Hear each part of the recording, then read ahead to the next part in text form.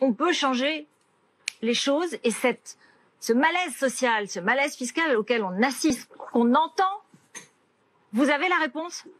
Oui, et je pense surtout qu'on doit tout changer. Mais laissez-moi l'expliquer d'abord. Là, on est en train de perdre notre temps. Moi, je veux bien présenter aussi ma lettre au Père Noël, hein, comme tout le monde. Qu'est-ce qu'on est en train de faire? On est en train de recommencer le débat de la présidentielle. C'était il y a à peine 18 mois. Dans n'importe quelle démocratie dans le monde, au bout de 18 semaines d'insurrection, on vote. Et là, le président ne veut pas qu'on vote. Et il a déjà prévenu, dorénavant, ça sera comme auparavant. Il a déjà expliqué qu'il rétablirait pas l'ISF. Il a déjà expliqué tout le reste. Et M. Guérini, qui est là, a fait le reste en disant « Ah, ce que veulent les Français, c'est travailler un jour de plus gratuitement. » Et Mme Buzyn est passée derrière en disant « Et puis aussi, ils veulent travailler plus longtemps et partir à la retraite plus tard. » Alors, votre proposition... Franchement, il faut quand même qu'on dise ça pour commencer, parce que sinon, on participerait à une mascarade. Moi, je veux pas être complice de ça. Alors, je vais vous dire maintenant ce que je crois. Et je pense que beaucoup le pensent comme moi.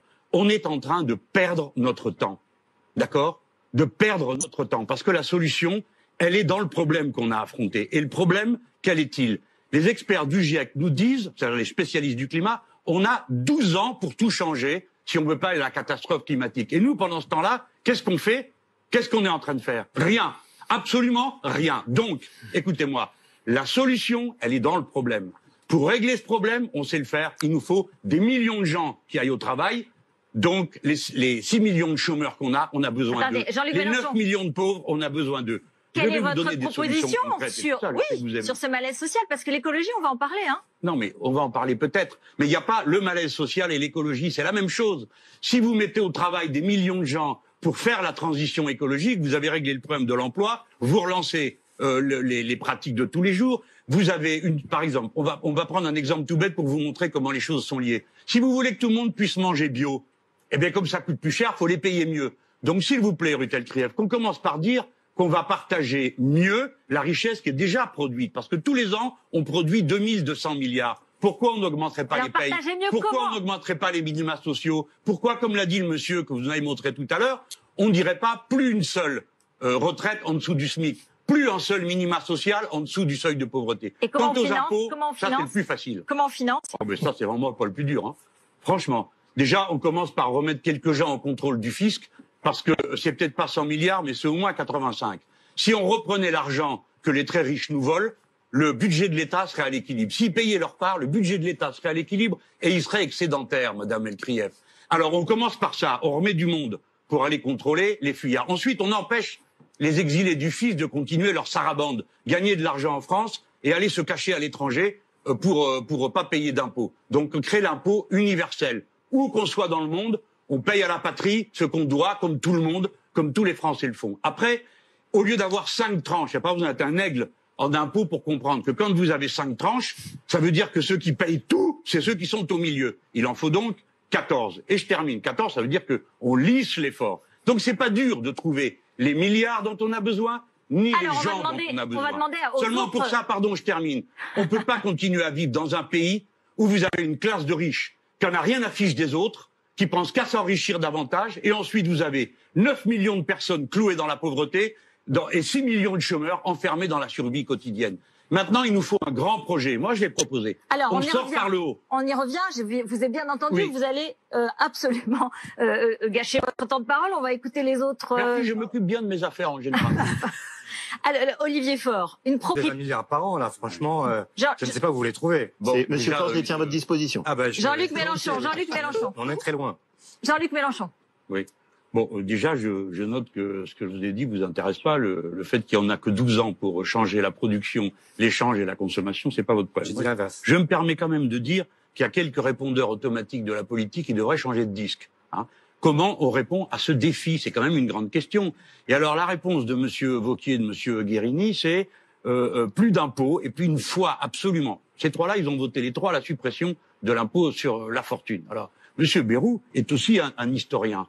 Franchement, François Bayrou, toutes les révolutions dans notre pays, c'est toujours par les questions d'impôts que ça commence. Alors, ou bien vous changez les choses à temps et que vous répartissez l'effort sur tout le monde, ou bien ça va tourner dans une situation dont vous ne voulez pas, mais que moi je crois que finalement peut-être que c'est ça qui est bien. Eh oui, à la fin, ça commence à bien faire. Si on ne s'occupe jamais des questions qui se posent et qu'on fait des calculs de boutiquiers dans des coins qui n'ont pratiquement aucun intérêt par rapport aux problèmes qui sont posés, eh ben, il faut pas s'étonner que les gens disent tout cela, ils servent à rien. Ils ne servent à rien. Pardon. Sur l'ISF, j'aimerais bien qu'on sorte un peu d'une posture idéologique. Qu'est-ce qu'ils croient, eux? Ils croient que quand on supprime l'impôt sur la fortune, ils ont aussi fait la flat tax, 5 milliards. Les gens à qui on a redonné tout ça, eh bien, ils vont le remettre dans l'industrie, dans la production, blabli, blabla. Ce n'est pas vrai. On n'en a pas retrouvé la trace dans la production. Le président de la République a dû céder 10 milliards aux Gilets jaunes, même pas 3 mois après, on le retrouve dans la production en France, dans la consommation. Et c'est la raison, François Bayrou, pour laquelle, cette fois-ci, nous faisons mieux que tout le reste de l'Europe. Autrement dit, les gens, écoutez bien, si on donne des sous à ceux qui en ont besoin, la machine se remet en route. Et après, la question qui se pose, c'est quelle est la qualité de ce qu'on fait. On ne va pas dépenser n'importe quoi, acheter n'importe quoi, produire n'importe quoi, parce que le changement climatique est commencé. Et bientôt, vous produirez plus rien si vous avez des tempêtes sans arrêt, si vous avez des dysfonctionnements de toute l'industrie et de toute l'économie, parce que ça vous aura échappé. Jean-Luc Mélenchon, ça veut dire qu'avec les 10 milliards, on a remis la machine en marche, on a donné aux Français ce qu'ils attendaient, aux Gilets jaunes ce qu'ils attendaient? Vous m'aurez mal compris, Madame Eltrière. Je n'ai pas dit que 10 milliards il suffirait. J'ai dit qu'il aura suffi de mettre 10 milliards dans la consommation pour qu'on voit la machine se remettre en route. Ce qui veut dire que c'est moi qui ai raison en disant que quand on répartit, quand on partage, et pas seulement au niveau de l'impôt, parce qu'on a vu tout à l'heure que l'impôt, heureusement, corrige les inégalités, mais à la base, c'est-à-dire dans le salaire, dans l'entreprise, ne me dites pas que quand le CAC 40 fait 57 milliards, comme ils ont fait cette année, de bénéfices, c'est normal que ce soit les mêmes qui se le prennent et pas les travailleurs qui pourraient améliorer leur vie, leur quotidien, des petites choses tout simples. Voilà ce que je dis. Partagez autrement. Quant à vous, François, pardon, ça m'ennuie de m'en prendre à vous, mais comme vous êtes celui qui dit des choses intéressantes à mes yeux, vous dites qu'il faut d'abord produire. Mais enfin, vous débarquez d'où, vous? Tous les ans, on produit 2200 milliards dans ce pays. Donc la question de savoir comment on les répartit, elle est posée. Pas la question de savoir comment on les produit. Parce que ça, c'est déjà fait, cher Olivier Faure. Ouais, non, mais les gens, ils travaillent, il faudrait s'en rappeler. Sur interpellation directe, une phrase. D'abord, l'argent qui a été mis, les 10 milliards en question, c'est pas l'argent qu'on a comptabilisé dans les chiffres qui sont parus, puisque cet argent n'a été distribué qu'après. Vous vous souvenez que, d'ailleurs, un certain nombre de ceux ne l'ont pas eu encore, de 2018 et de 2019. Donc, de 2019, 2019, ça a l'air de s'améliorer grâce à ça. Parce que ça n'a pas été reçu encore au moment où ça a été comptabilisé. Vous le savez bien. Vous le savez bien. Vous verrez. Et donc, c'est Jean-Luc Mélenchon qui conseille à François Bayrou de lire les Échos. Deuxièmement, c'est un bon journal. Deuxièmement, quand Jean-Luc Mélenchon dit toutes les révolutions ont commencé par la question fiscale, oui, parce que les impôts étaient trop hauts. Et ce que Jean-Luc Mélenchon souhaite, au contraire, c'est que ces impôts soient augmentés, aggravés. Pour certains, et pas pour les autres. Alors, c'est pas un dialogue. Non, mais François Bayrou, si on crée 14 tranches, vous voyez bien que ça allège le poids. Tous les gens qui gagnent 4 000 € par mois paieront moins d'impôts avec mon système qu'avec le vôtre. Olivier Faure, Jean-Luc Mélenchon. À vous, qu'est-ce que vous répondez à ce sentiment d'abandon des Français? Vous l'avez entendu et vu. D'abord, il faut mettre les bons mots, hein. J'ai vu, c'était la République, les oubliés de la République. La République, elle a rien fait à personne, hein, s'il vous plaît, laissez-la dehors de ça. Deuxièmement, ils n'ont pas été oubliés, ils ont été bannis. Les gens sont partis vivre plus loin que la ville, parce qu'en ville, c'est la réponse aux oubliés, il n'y a pas de réponse. La République est là. Mais supporter qu'une phrase dure plus de 40 signes, quoi. Bon. Alors, et tout ça, on sait pourquoi ça s'est passé comme ça, Madame Eltrière. Parce que il y a des traités européens qui encadrent la vie de tous les pays et qui disent plus de marché, moins d'État. Virez l'État, le marché va prendre la place. Le marché, c'est-à-dire le privé. Alors, résultat, une poste par jour fermée pendant 10 ans, une école par jour fermée depuis 10 ans, la moitié des maternités fermées. On l'a montré, hein. Oui, donc ce qu'on veut, c'est savoir qu'est-ce qui va se passer. Qu'est-ce que vous proposez? Je vous en prie, c'est sur votre temps de parole ou le mien que vous parlez? Bon, alors, donc ça, c'est très grave ce que je vous dis là. Ce que je suis en train de vous décrire, c'est la décomposition de la France. Donc, nous avons besoin d'État. Nous avons besoin de collectifs, pas de marché. Le marché, ça coûte cher. Le gaz, depuis qu'il est privé, coûte plus cher que quand il était public. Les autoroutes coûtent plus cher. Tout ce qui est soi-disant de la concurrence n'aboutit à rien. Ça fait 18 ans que l'Internet est devenu un phénomène de masse. 18 ans. Et on a toujours 7 millions de personnes qui n'ont pas accès dans des conditions décentes. Pour installer le téléphone d'un bout à l'autre du pays, il a fallu 2 ans quand c'était le service public. Donc, il faut relocaliser les productions, donc faire du protectionnisme solidaire. Ces 3-là, ils ont voté. Le traité de libre-échange avec le Canada, le traité de libre-échange avec le Japon, tout ça, ça veut dire des milliers de tonnes de marchandises qui arrivent et qui se substituent à celles qu'on pourrait produire localement. Moi, j'aime bien, il faut donner de la sécurité, de la visibilité aux gens, savoir où on va. On pourrait poser des règles. L'État, c'est comme ça que ça marche, la planification. Vous vous donnez des objectifs, puis après on vérifie. Un objectif. Personne ne doit être interdit de vivre, ou plus exactement, tout le monde doit pouvoir vivre à moins de 20 minutes des 5 services publics essentiels. Ça, c'est un plan. On peut y arriver parce que la France sait le faire. On a toutes les capacités. Alors, la réponse de François Bayrou qui est... Ouais, non, d'abord, pardon, je veux pas être déplaisant, mais c'est le café du commerce, là. On passe des écoles sur lesquelles chacun a quelque chose à dire. La loi santé qu'on est en train de voter, ça occupe 7 jours, mais ici, il faut qu'en 4 secondes, on ait dit quelque chose dessus. C'est pas sérieux. Nous sommes au pied du mur. Moi, je l'ai dit au début, on est au pied du mur. Qu'est-ce qu'on fait par rapport à la catastrophe qui s'avance? Moi, je crois que le marché ne nous aide pas. Je crois au service public. Je crois à l'État. Oui. Voilà. Vous entendez? Au collectif. Donc, il faut des services publics. C'est l'Europe qui a condamné tous les pays à supprimer, par exemple, le service public du rail et à le privatiser. Je suis contre. Et le résultat, c'est que c'est des milliers de gares qui ont été fermées. Moi aussi, je pense que, eh ben oui, mais c'est comme ça qu'il faut prendre les problèmes. Je crois au monopole. Donc, je crois que l'État est capable de piloter le redéploiement de la France. Parce que la force de la France, c'est le collectif et l'État. Il y a d'autres pays, c'est autrement. Alors, mais ici, c'est comme ça. Et sur la médecine, par exemple? Attendez, supportez encore un tout petit peu. Ça va bientôt s'arrêter. Les cafés du commerce, c'était l'école et la médecine, mais vous êtes passé au rail. Donc, on a poursuivi, hein, n'est-ce pas? C'était pour illustrer l'idée du service public. Et sachant que les cafés du commerce, c'est très important. Oui, mais je veux bien vous parler de la médecine. Alors, parlons de la médecine. Pendant des années, la caste a fait en sorte qu'elle se reproduise et qu'on fasse de la médecine libérale le plus possible. D'accord? Donc, le moins de monde possible médecin pour bien se partager. Et les gens sont ensuite allés là où il y avait la bonne clientèle et où il y avait des sous. On en revient toujours au même. Et les enfants du peuple, d'accord, j'ai eu à en connaître dans ma famille, peuvent pas faire médecine parce que pour faire médecine, faut faire une année de préparatoire. Je participe à la discussion sur la médecine. Donc moi, je crois que pour la médecine, c'est comme autrefois pour trouver des instituteurs. Il y a des gens, quand ils passent qui sont entrés dans la fac de médecine, on fait le pari qu'ils vont aller au bout. Donc, on les rémunère. Et quand ils arrivent au bout, ils doivent à l'État 10 ans de service. Et à ce moment-là, on leur dit, toi tu vas là, toi tu vas là, toi tu vas là, et le territoire est couvert. Et au bout de 10 ans ou 15 ans, tu peux t'en aller, mais un autre arrive. Je crois qu'il y a la place pour des médecins, écoutez un mot horrible, là, vous allez tous vous évanouir, des médecins fonctionnaires, c'est-à-dire des gens qui partent de l'idée que le service public et l'intérêt général, c'est plus important que simplement soi-même profiter et en ramasser le plus possible. François vous voyez, donc vous avez bien compris, Madame Elkrieff, l'État, l'État, le collectif, pas le marché, pas la privatisation. Il faut arrêter. On privatise pas les barrages, puisque vous aimez les détails. On privatise pas les barrages, on privatise pas les trains. On arrête de tout privatiser, parce que privatiser égale le désastre. Mais les médecins sont... Juste peut-être un mot avec votre permission. J'ai oui, vous pouvez, vous pouvez. Non, mais vous pouvez. Madame Le Pen, vous manquez pas de souffle.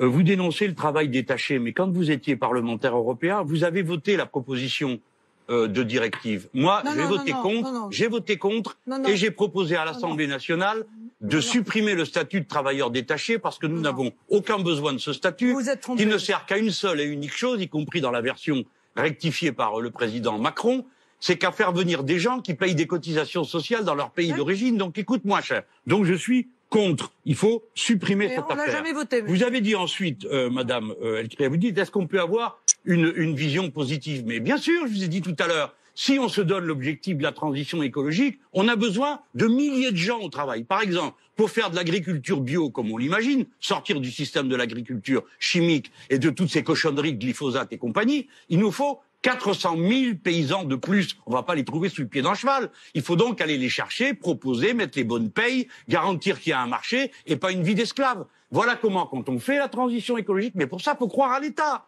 Il faut arrêter de dire le marché va miraculeusement tout régler. Ici, il y a deux visions du monde qui s'opposent. Ceux qui croient que la société de marché va régler les problèmes et ceux qui, comme moi, pensent que la société de marché va nous ruiner tous après avoir détruit la planète. Merci. Mais c'est un militaire, c'est pas un policier. Vous mettez un militaire et il est quand même agressé. Est-ce que je vous ai parlé un seul moment de militaire? Attendez. Je précise pourquoi vous parlez de militaire. Policiers, pas des militaires. Vous êtes devenus fous, allons. Attendez. Pourquoi on a parlé de militaire? Parce qu'on a le dispositif sentinelle devant les bâtiments publics. Mais c'est une erreur totale de faire ça. D'accord, mais François Bayrou, ils sont dans les gares et ailleurs, ils sont dans les gares terroristes et ailleurs, pas aux gens qui sont pas contents. Eh bien, moi, je considère, franchement, François Bayrou, je vous reconnais pas. Vous voilà maintenant pour les militaires qui passent le maintien de l'ordre. Oui, s'il le faut, avec ce qu'on a vu, avec des mois qu'est-ce qui se passe après, et des François? semaines Qu'est-ce qui se et passe? des mois. Non, mais on n'a pas besoin de ça. Mais alors, on a besoin de quoi? Oui, mais de quoi parlez-vous? Si vous mettez un militaire devant un bâtiment et que vous lui dites faut protéger le bâtiment, quelqu'un vient quand même, qu'est-ce qu'il fait? C'est un métier, la police. Ce que vous avez dit, le devoir de se défendre. Alors, vous vous trompez d'interlocuteur avec moi, d'accord? Moi, je sais ce que ça m'a coûté de m'engueuler avec toutes sortes de gens, parce qu'en ce moment, les violences sont populaires. J'ai toujours dit que la stratégie de la violence, j'en parle pas sur le plan moral, j'en parle sur le plan d'une stratégie pour se faire entendre. Et la pire de toutes, parce que ça ne nous mène nulle part. Donc ne me confondez pas. Donc vous ne soutenez pas. Pour autant, on peut pas non plus en être là à cette surenchère permanente. Ceci est votre réflexion policier qu'on puisse trouver. Écoutez, je considère qu'il y a des moments... mais de là à aller mettre des militaires, admettez qu'il y a un franchissement, il y a une escalade. On dirait que c'est sans fin. Excusez-moi, les gendarmes, c'est des militaires. C'est pas pareil. C'est des militaires. C'est pas pareil. C'est un métier, le maintien de l'ordre. Vous voulez montrer il faut quelque faire chose baisser la température. Alors, il faut faire baisser la température, apaiser, pas pousser sans arrêt. Allez apaiser les gens qui étaient au chômage. Castaner s'en aille, c'est clair. Bon. Monsieur Castaner doit démissionner parce qu'il ne sait pas faire son travail et qu'il s'est comporté d'une manière épouvantable depuis décembre dernier. On en est à 18 éborgnés, 5 mains arrachées et une morte. Plus tous les blessés qu'on a vus tout à l'heure. Voilà le bilan de Castaner. Moi, je suis très choqué par le fait. Monsieur Faure, les Français sont venus par millions contribuer dans ce grand débat, par Internet, dans les réunions publiques. Moi, j'ai participé à ces réunions. La sincérité qu'on doit avoir. Moi, je trouve tout ça pas raisonnable. Hein. Ça va vous paraître étrange que ça soit moi qui sois dans ce rôle, mais il faut avoir le sens de l'État et de la façon dont vit notre pays. Nous sommes dans une crise politique majeure. On n'a jamais vu ça. 18 mois, 18 semaines d'insurrection. La tradition des démocraties, mais peut-être qu'on a tort, c'est que quand, visiblement, le président dit « Moi, j'ai été élu et je ferai ce qui a été dans mon programme », et les autres disent en face « De ça, on ne veut pas ». Et vous avez une majorité de Français qui disent « On est d'accord avec ceux qui ne veulent pas ». Dans toutes les démocraties du monde, on vote. Qu'est-ce que vous voulez faire d'autre, à part voter si vous êtes un démocrate? Par conséquent, la dissolution fait partie des outils normaux pour faire descendre la tension et amener les problèmes sur le terrain où ils doivent se régler dans le vote.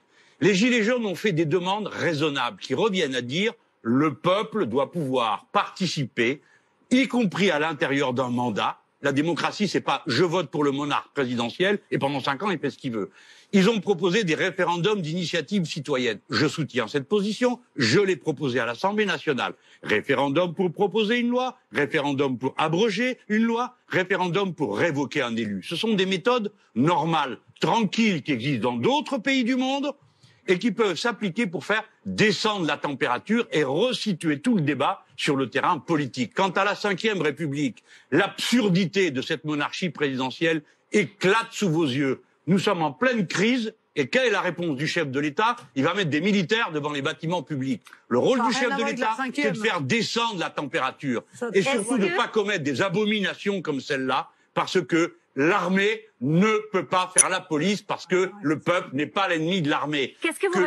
Que les policiers fassent de la police, c'est un métier. L'armée, c'est un autre métier. Je vous adjure de m'entendre. Il faut faire baisser la température. Qu'est-ce que vous faites? Et pas exploiter comme vous le faites pour parler d'autre chose. Ne parler que des kiosques brûlés et des problèmes qu'il y a eu sur l'avenue des Champs-Élysées. Pendant ce temps-là, il y avait des milliers de gens qui défilaient tranquillement partout dans le pays. Et quand je dis ça, je ne suis pas en train de passer l'éponge, monsieur. Parce qu'à vous, ça coûtera rien. À vous, ça coûtera rien. Moi, ça va me coûter de devoir convaincre des jeunes gens que la bonne voie, c'est la voie politique. C'est celle du débat et du dialogue. Parce qu'eux, ils me disent maintenant, un certain nombre me disent, c'est quand on casse tout qu'ils nous écoutent et qu'ils nous donnent 10 milliards. Voilà le résultat de ce que vous avez fait. Qu'est-ce que vous leur répondez? Qu'est-ce que vous leur répondez, Jean-Luc Mélenchon? Je leur réponds avec toute l'expérience de ma vie politique, de ce que j'ai vu dans tous les pays du monde. Pas ça, les jeunes, faites pas ça. Parce que ça nous mène nulle part. Ça nous mène à une escalade de l'affrontement et à la fin, c'est les meilleurs qui meurent. de grâce, la politique d'abord. La révolution, moi j'y crois. Je crois en changement révolutionnaire du pays. Gilets jaunes, c'est avec des bulletins de vote, Madame Elkrieff. Ce que j'ai apporté de nouveau, de décisif dans ma mouvance, celle des Insoumis, c'est que notre stratégie révolutionnaire passe par la constituante. C'est-à-dire le peuple se constitue lui-même en changeant la règle du jeu. Donnez le pouvoir au peuple, vous verrez, il est bon, il est généreux, il est patient et il est disposé toujours à bien faire. Et vous en avez peur, il a voté vous passez votre vie à leur taper dessus. Monsieur Mélenchon, il a voté en 2017. Ah ouais, vous l'avez dit au deuxième tour qu'il fallait pas voter pour elle parce que c'était le diable, et maintenant c'est vous qui mettez les militaires pour charger la poule. Je crois que vous oubliez un petit peu trop le bulletin de vote. Et vous retrouvez là-dessus avec Madame Le Pen. On voit très bien la convergence qui est en train de se faire. Vous êtes là, le système et son assurance vie, à vous deux là. François Bayrou, elle est plutôt entre vous. Vous vous moquez, Jean-Luc Mélenchon, du kiosquier qui a perdu son emploi. Je me moque pas. Non, enfin, je dis le contraire. On a fait tout ça pour avoir des kiosquiers en large, c'est pas la peine. Voilà. Vous avez écrit un bouquin sur Henri IV, c'était quand même une autre pagaille à l'époque. Laissez-le parler, s'il vous plaît. Ça n'est sorti comme ça. Eh ben, il s'en est sorti comme ça, en apaisant les gens. Alors, très bien. Donc, c'est précisément... Et en supportant les autres. C'est vous qui avez donné l'idée du grand débat? Voilà, et 185 élus. Et c'est pourquoi je dis... Alors, ne vous moquez pas du monde, ça marche pas, cette donc, histoire. Donc, il faut changer les seuils. C'est pourquoi je dis, pitoyer... Alors, on n'a plus rien le droit de dire, Rutel. Tout va bien. Mais vous avez raison, vous posez des questions. Et vous croyez que vous les apitoyez, vous? On vous fait travailler jusqu'à 6h14 du matin? Vous discutez de la discrimination à 3h du matin? Vous discutez à 4h du matin de savoir comment on finance les petites entreprises? Alors, ne soyez pas ridicules. C'est de la démagogie, tout ça. Je ne dis pas... Posée constituante et référendum d'initiative citoyenne, hein, oubliez pas. Madame Routel, je n'oublie pas. Juste là. Mélenchon, c'est pas une insulte. Réfractaire. Les Français qui ne sont rien. Lui qui a parlé des Français gaulois réfractaires. Monsieur Bayrou. Astérique. Oui. Jean-Luc Mélenchon, comment est-ce qu'on fait renaître la confiance? Comment est-ce qu'on se réconcilie? Et revenons un tout petit instant peut-être aux événements de ces dernières semaines. Vous avez dit la seule manière, c'est le vote. La seule manière, c'est de retourner aux urnes. Est-ce qu'il n'y a pas aussi une manière de parler, par exemple aux Gilets jaunes, et de leur dire aussi, est-ce qu'il n'y a pas une façon de dialoguer avec eux plus facilement hors manifestation? On a entendu interdiction des manifestations. C'était peut-être très très dur, mais est-ce que vous, l'influence que vous avez, Marine Le Pen, l'influence que vous avez, est-ce que vous pouvez dialoguer avec les Gilets jaunes et leur dire, on va revenir au calme tous ensemble? Oui, ben vous irez chercher un autre chien de garde. Moi, je vais vous dire, madame, d'abord, votre mot est très mal adapté. On n'est pas dans un patronage, on n'est pas là pour se réconcilier. Il y a des gens qui sont très fâchés et ils ont des raisons de l'être. Le problème, c'est pas qu'on est fâché ou pas, c'est qu'on n'est pas d'accord. On n'est pas d'accord pour que les uns prennent tout, qu'il y ait un président des riches, qui leur fait cadeau de l'impôt sur la fortune, qui leur fait cadeau de la flat tax, et que tous les autres, ensuite, sont appelés à être gentils et à bien vouloir venir en rang, sagement et poliment, parler dans le grand débat que Sa Majesté a inventé et où il parle tout seul. Ici, c'est la France. C'est une grande nation républicaine. D'accord? Donc, on fait confiance à la seule chose qui vaille, les élections. J'ai proposé, j'ai été plus loin. J'ai dit tout à l'heure, ce qui peut nous rassembler, les Français, parce qu'ils sont faits comme ça, c'est une ligne d'horizon commun. Si vous dites, on va réussir la transition écologique, il nous faut 400 000 paysans de plus, 1 million d'ouvriers pour aller faire les éoliennes et toutes les choses dont on a besoin. Vous verrez que le peuple français tout entier se met en mouvement. Parce qu'on sait le faire, parce qu'on peut avoir confiance en nous. J'ai dit, il faut que le peuple puisse intervenir. J'ai proposé des formes de référendum. D'ailleurs, les Gilets jaunes le demandent. Qu'est-ce que vous voulez de plus? Pourquoi avez-vous peur du peuple? Pourquoi refusez-vous de dire qu'on aille le voir? Moi, ça m'arrange pas qu'il y ait des élections là. Hein. C'est pas le meilleur moment pour moi en ce moment. Mais je dis que pour ma patrie, pour mon pays, c'est bien que toute cette charge de colère se décharge dans une décision politique. Et j'ai proposé, oui, je reconnais, c'est pas... Oui, je conspire contre les institutions. Je suis contre la Ve République qui est arrivée à cette folie où on a ce président que je ne vais pas le qualifier parce que sinon après ça va me faire des histoires pendant des jours. Mais voilà ce personnage tout seul qui décide de tout et qui en 18 mois a réussi à bazardifier le pays comme personne ne l'avait fait avant lui. Bon, eh bien, ce système-là, il faut plus le permettre parce que qui que ce soit devient fou avec autant de pouvoir. Il faut maintenant revenir à la démocratie, à la République, aux grands objectifs qui entraînent tout le peuple à faire quelque chose en commun. Bon sang, c'est pas si compliqué à faire que ça. Ce soir, on a commencé. Eh ben, je crois, oui. On a commencé à débattre et... C'était un peu, bon, Je vous donne le commentaire. Merci beaucoup à tous les 6. Les temps de parole sont plus ou moins équilibrés tranquillement. La soirée va continuer maintenant avec Bruce Toussaint.